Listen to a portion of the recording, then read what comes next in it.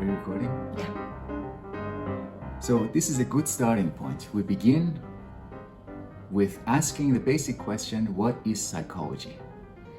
What is psychology? The answer is, it feels like it is much more obvious than the other question we already answered, what is philosophy?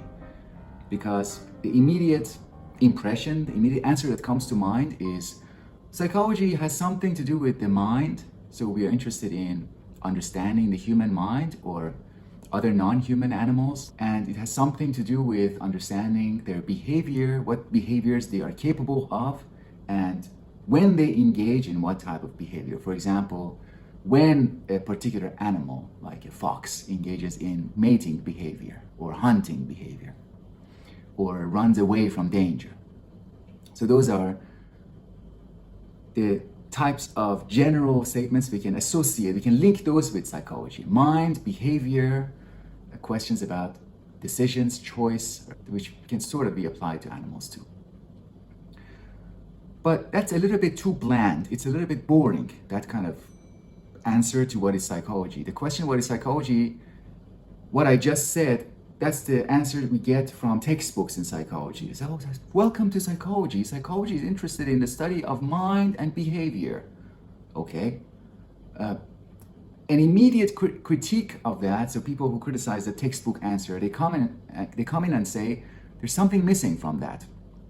And that itself is a clue. It's a very important clue. What is missing from the study of mind and behavior?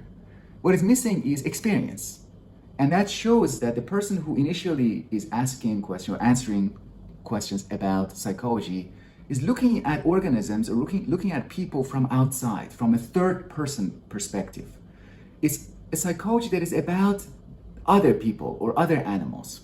It is not from within. It is not from the first person perspective. It is a third person perspective that usually gives rise to psychology, that is also usually associated with psychology. That's why the natural answer is not psychology is something that is interested in understanding experience, the field of experience, the qualities of experience, but instead it says we want to understand the minds of those creatures. Do they even have minds?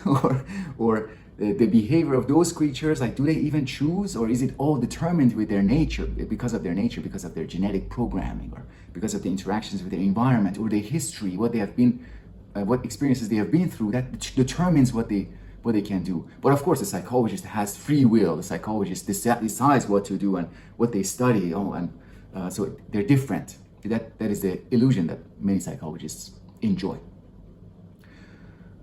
So let me bring in a different path into that question. What is psychology? And let me modify the question a little bit and say, instead of what is psychology, instead let's ask, what is it that gives rise to the question, to psychological interest?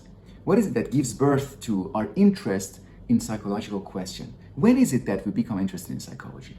Let's assume that we are creatures that have some interest originally. We are not totally like indifferent and totally neutral. I have no interest, no curiosity. Let's say that we have originally some interests.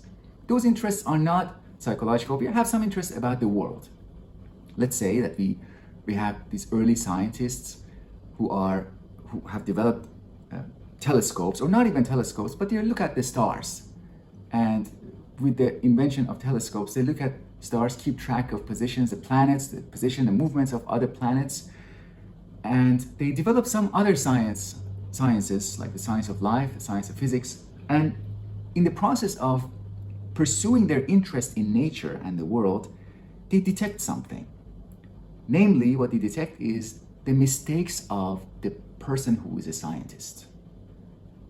It's like, wow, what is it that every time we are measuring something, or every time we are observing something, that there's a delay? For example, there's a delay between sound and sight. That when we observe a lightning, we see the lightning and then we hear it.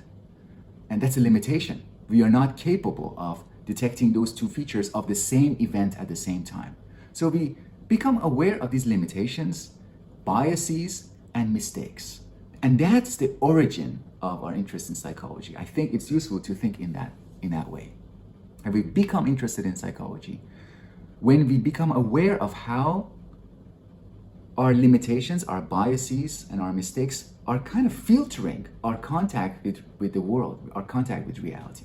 And then that can become more and more, it can become very extreme, and it can end up in ideas like, oh, there is no world, it's just my mind. Of course, that's too far.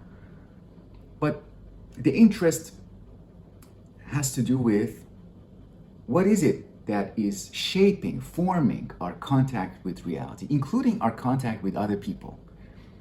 When we investigate psychological questions, the character of the human mind, for example, human emotions, when is it, for example, that we experience or we express an emotion in a way that is not appropriate? We experience an emotion like anger in the wrong time, or we become jealous when there is no reason for jealousy, or we express anger.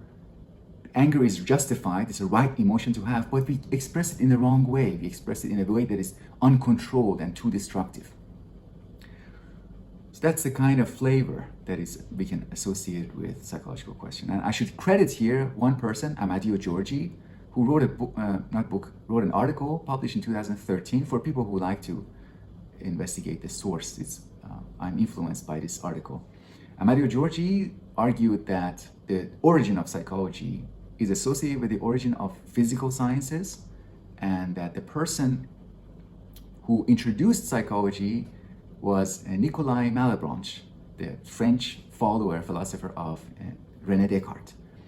And the first book in psychology, according to that position, if that position is valid, the first book in psychology is titled On Human Error, The Search for Truth and Human Error, it makes that case. That human mistake, human bias is the beginning of recognizing the limitations of human judgment, human perception is the beginning of psychology. I think that's a good answer for now.